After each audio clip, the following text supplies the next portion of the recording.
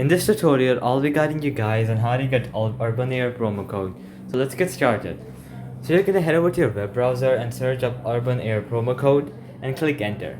So once that is done, you're gonna head over to the first website, vthrift.com, and you're gonna click on it. So once that is done, you're gonna see many promo codes. So for example, the first one is 50% off party booking. So then, as you can see, the success rate is pretty high, 83%. So you can click copy the code, and it's gonna copy it, and then you can go ahead to their website. You can choose whatever you want, and then you can use this at checkout.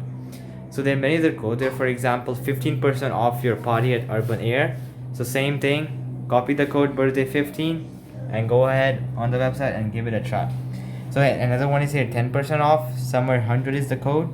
So yeah, so you can explore all these codes. There are a lot here. So yeah, you can give them all a try. Now I'm gonna head to some other website and show you a few more codes.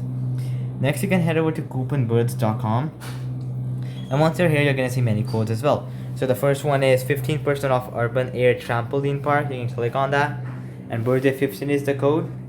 So save 10% off with discount. Beat it 10 is the code. Receive up to an extra 15% off.